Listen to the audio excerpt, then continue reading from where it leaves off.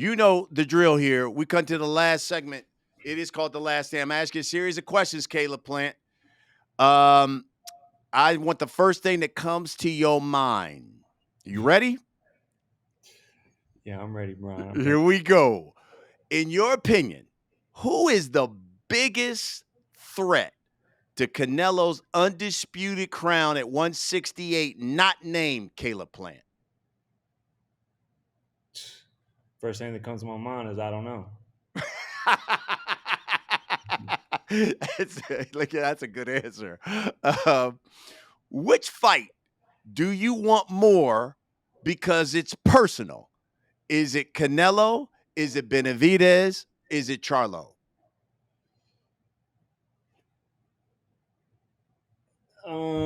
Damn, Brian. Well, obviously I've taken a loss, so I don't mind working my way back. I've never been scared of hard work. I've never been scared of a big fight. So if that means fighting Jamal Charlo to get those fights, then that's the one I want.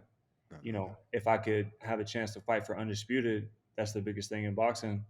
Then obviously that would be the one that I'd want. But I plan on, I'd like to run it back with David as well. So that's a three-part answer. But this, it depends on how the card falls. But right now, first and foremost, I want to fight Jamal Charlo because I feel like that's what it's going to take to put my name back up there with either David or Canelo. Which loss eats at you more? Is it the Canelo or the Benavidez loss? The Canelo loss. Tell me why. This not the camp that I wish that I would have had, and there's a second part to that answer, but I can't answer that right now. And What? one day I'll be able to share with the world. So stay tuned. But Oh, you you know, can't give us a teaser like that, Caleb. gotta stay tuned. Gotta stay tuned. Okay, we got to talk about that then next time. Uh, will Caleb Plant be a world champion again at 168, or will he have to go to another weight? 168. I'll be a world champion again, 2 times, Oh, I like it. no doubt. I like it. Last but not least, in your opinion, which smack was more warranted? The Canelo Plant or the Plant Charlo?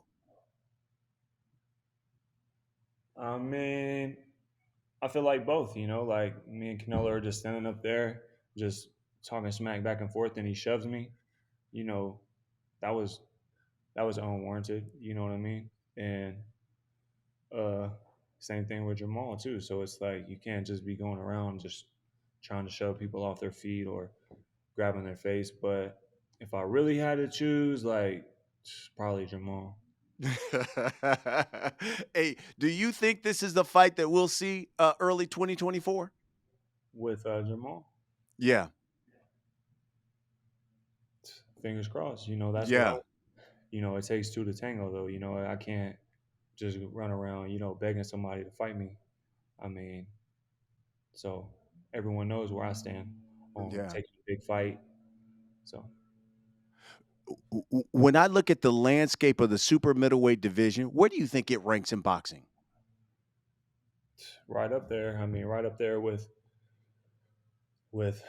35 and 47 and 40. I mean, it's got to be right up there with them.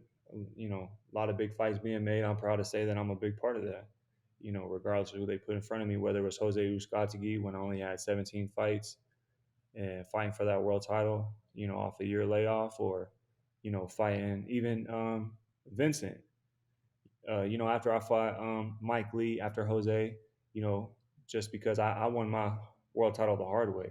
So obviously they gave me Mike Lee, but then even Vincent, he was the WBA regular champ shortly before we fought, and going right to he was on the backside of his career, but Caleb Truax is a former world champ. Jose was a world champ. Canelo, obviously, with everything he's done. Darrell, former two-time world champ. David, former two-time world champ, and looking to fight Jamal next. So The one thing I love about the division is that you guys fight each other. And when you have some people who are trying to pick and choose at 168, there's so many big names like yourself, and you guys get in the ring and fight. And I think that's the beauty for fight fans. Yeah, I mean, that's what it's about. You know, if you feel like you're one of the best, then, what's the point of calling yourself that if you're not willing to go out and prove it? And, even if somebody wound up being the third best in the world, wouldn't you rather know that you're third than think that you're one? Because at the end of the day, like you really didn't lay it on the line, you know what I'm saying? So that's how I feel. And we'll wrap it up with this, Caleb. And I know it's hard because you're still in it, but when you just look back so far in your career, have you marveled at like, damn, I've been at the top and my legacy, the legacy I'm setting is something that is really impressive. Yeah, I mean, every once in a while, I like to look back and, I'm definitely proud of myself being from where I come from and, what it's taken to get to this point. Like,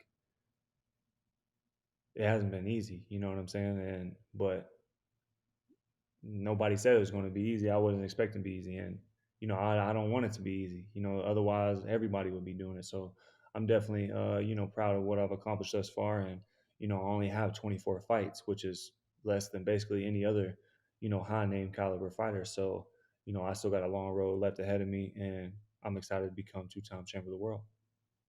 There he is. Let me tell you something. They call him Sweet Hands for a reason.